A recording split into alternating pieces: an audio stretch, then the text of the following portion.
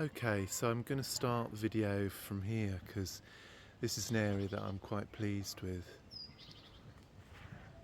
It's my prairie type of area. I put the moon circle in last year. That's the structure that you see in the background. I love this giant hog fennel here in the sun. Doesn't that look amazing? I think it does anyway. Attracts all the insects, and I just think the combination there works. The sun's in certain places today and not in others. Everything looks better in the sun. So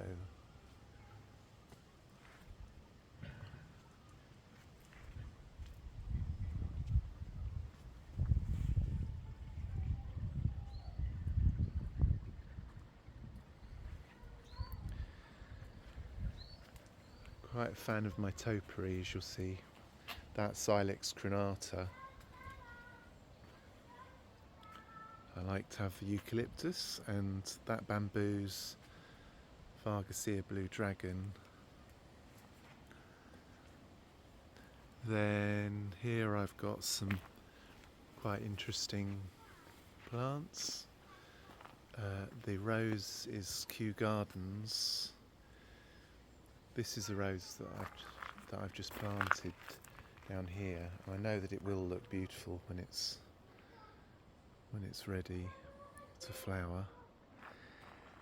And this is an area that's quite new. I planted this up last year for the first time, but I think it's looking quite nice now. The little pieces of driftwood are there for artistic effect. And then that's a room. Look at the little, that's a Cirsium rivulari. I really love them because they attract the insects. That's another acanthus. It's called Ruladan because its bracts are not just purple and white, it's just white bracts. So it just looks a little bit different.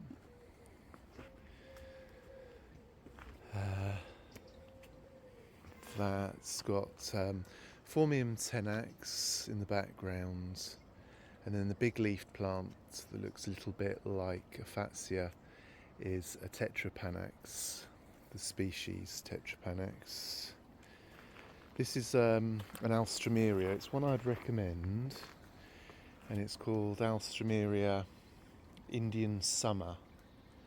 That combination of yellow and red.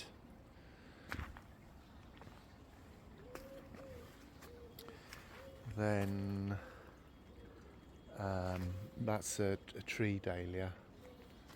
And then round here I've got a olive tree and some dahlias.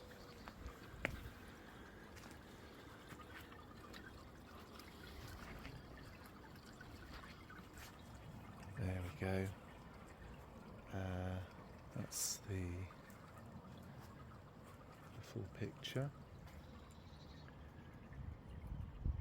Down at the bottom of the garden, things are looking quite nice with the tree fern that I got through the winter fine last year. It's right next to the house, so it works quite well.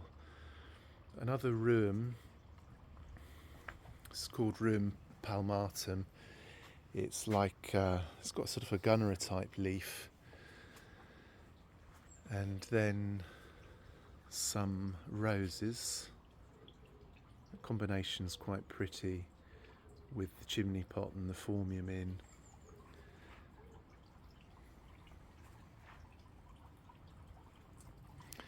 I like this rose because I love the lax habit of it, because it just spills over a wall. So that's kind of why I enjoy it so much. I love the combination of all those colours. This rose is called Hertfordshire. It's a ground cover rose. It's ever so pretty. And then this is an area that's a little bit more shaded, so I made use of the ferns. As you come up here, these are like standing soldiers. Some people have said to me these are like standing soldiers, these grasses. It's Calamagrostis Carl Foster, the first two, and that one is another grass that is Deschampsia cespestosa. These are red velour petunias. They're part of the Wave series. They are very, very nice. They're just reliable. They come up every year. A lot to see here. The Japanese Ilex crenata topiary is beautiful. There's a lot of different plants here that I love. I love this conifer, for example,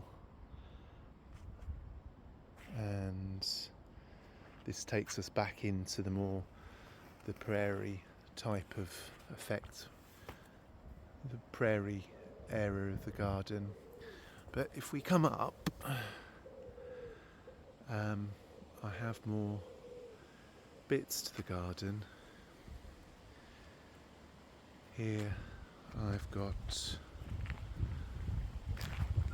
the hydrangea limelights in whiskey barrels, and unfortunately the heucheras at the front have only just been planted, so they will spill over the pots.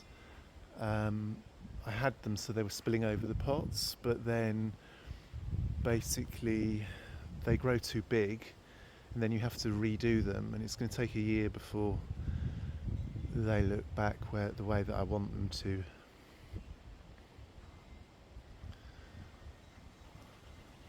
That's Fatsia japonica spider's web here, flanked by a large camellia.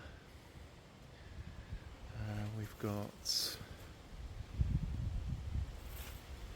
coral bark maple,